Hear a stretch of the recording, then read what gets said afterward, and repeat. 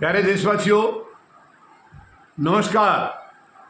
आज श्रीमती संतोष मलिक जी की, जो आपके अपने मतदाता जागृति संगठन की राष्ट्रीय अध्यक्षा हैं, उनका एक आकलन मैं आपके साथ साझा करना चाहूँगा।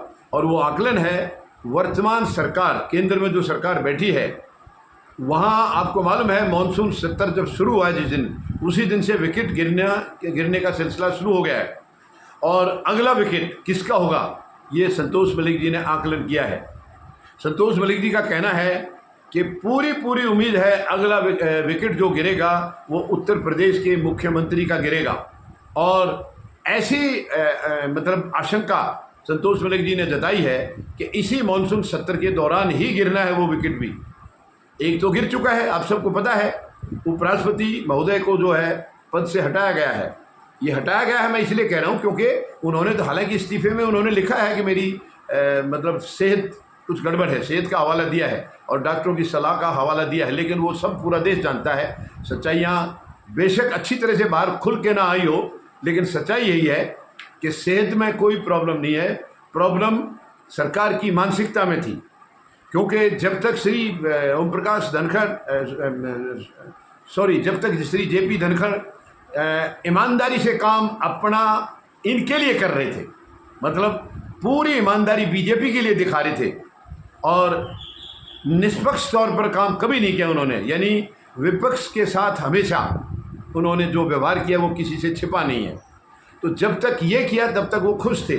जिस दिन इन्होंने सच में ईमानदारी यानी कि निष्पक्ष तौर पर काम करने की ठान ली, तभी वो उनके मतलब रास्ते का कांटा बन गए और उनको तुरंत पद से हटाने का आदेश दे दिया गया। हटाने का आदेश मतलब उनको सुना दिया गया कि आप त्यागपत्र दे दीजिए, और उनको देना पड़ा। ये जो भी है ये मैं पहले बता चुका हूँ आपको।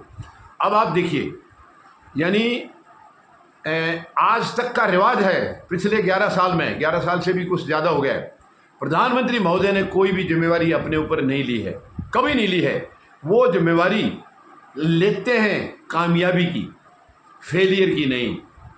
यानी अच्छा कुछ हो गया तो वो प्रधानमंत्री ने किया है, खराब कुछ हो गया तो वहाँ के मुख्यमंत्री ने किया है, वो राज्य के मुख्यमंत्री ने किया है। आपको मालूम है 2024 के जो चुनाव थे लोकसभा के, उसमें नारा था 400 पार का, क्योंकि इनको संविधान बदलना था। ये सच्चाई है, सब जनता के सामने आ चुका है। ये इनके खुद नेताओं ने कहा था कि 400 पार अगर आ गए तो हम संविधान को बदल देंगे, और जनता ने इनको 240 पर रोक दिया। 240 भी तब है, ये बातें भी खूब चल रही हैं, 240 भी तब है जब इन्होंने चुनाव आयोग से पूरा फ्योर भी ले लिया था।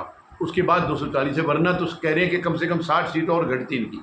खैर जो भी है, तो उसमें उत्तर प्रदेश की सीटें पिछली के मुकाबले आधी से भी कम हो गई, जो पिछले लोकसभा में 2019 में थी।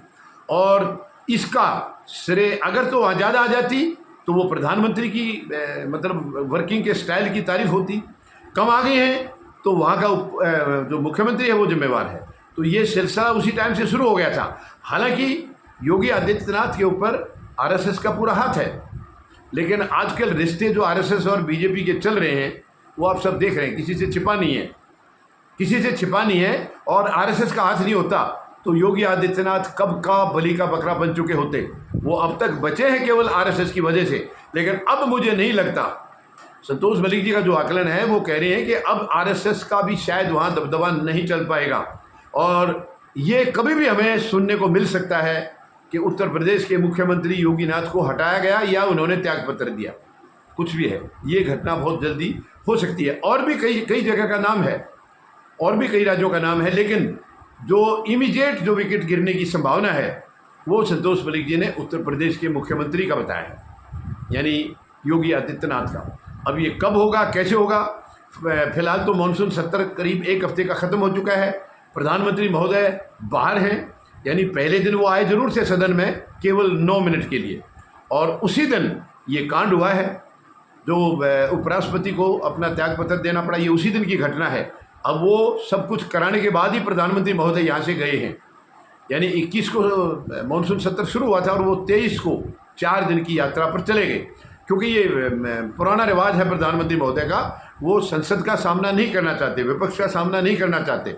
इसलिए कोशिश होती है कि जब भी कोई सत्र शुरू होता है, जब भी ऐसा वक्त आता है तो वो बाहर की यात्राओं को पर जाना पसंद करते हैं। वो कभी नहीं चाहते कि मानसून सत्र है या बजट सत्र है, शीतकालीन सत्र, कोई भी सत्र है, वो एक ज़रूरी कार्रवाई होती है। उसमें पूरा देश देखता है कि क्या फैसले लिए जाएंगे, क्या निर्णय होंगे, क्या गलत होगा, क्या सही होगा। और उसमें प्रधानमंत्री की गैरहाजिरी, शायद इससे ज़्यादा शर्मनाक और कुछ हो नहीं सकता। लेकिन क्या कहें, प्रधानमंत्री महोदय जिम्मेवारियों से हमेशा भागते हैं। अब मतलब सोमवार से 28 जुलाई से प्रधानमंत्री महोदय उम्मीद है इसमें सत्र में आएंगे, वो यानी कार्रवाई में, सदन की कार्रवाई में शामिल होंगे, ऐसी उम्मीद लगाई जा रही है। क्योंकि वापस वो आ गए हैं, विदेश यात्रा से वापस आ गए हैं, तो शायद 28 जुलाई से उसमें हिस्सा लेंगे। तब किस तरफ बातें बढ़ती हैं, कैसे क्या आगे की कार्रवाई चलेगी, किस दिन उत्तर प्रदेश के सीएम का नंबर लगेगा, विकेट उनकी किस दिन गिरेगी, ये मेरे ख्याल में ऐसा लग रहा है कि बहुत जल्दी सामने आ जाएगा। ज़्यादा लंबा समय शायद नहीं लगेगा, क्योंकि प्रधानमंत्री महोदय एक ऐसी कलाकारी है, ये खुद की असफलता को भी सफलता में गिनती कर देते हैं और जनता को ये जता देते हैं कि सच में ये सफलता ही है।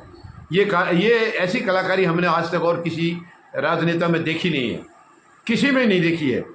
लेकिन ये पहली सरकार है और पहले प्रधानमंत्री हैं जो नाकामी को भी कामयाबी में मतलब पेश करते हैं। ये एक अजीब किस्म की बात है। तो अब देखते हैं कि अगला जो विकेट गिरने वाला है, जिसकी संभावना संतोष मलिक जी ने बताई है, वो क्या सोमवार को ही गिर सकता है या कुछ और समय आगे निकलेगा। ये अभी समय के गर्भ में है, लेकिन उम्मीद जताई जा रही है कि अगला विकेट उन्हीं का होगा। उम्मीद है आप भी इसकी ज़रूर कुछ इस टाइप का अंदाज़ा लगाए बैठे होंगे, क्योंकि विकेट गिरने का सिलसिला शुरू हो गया है। तो हम इंतज़ार करते हैं अगले विकेट का। धन्यवाद। जय जवान,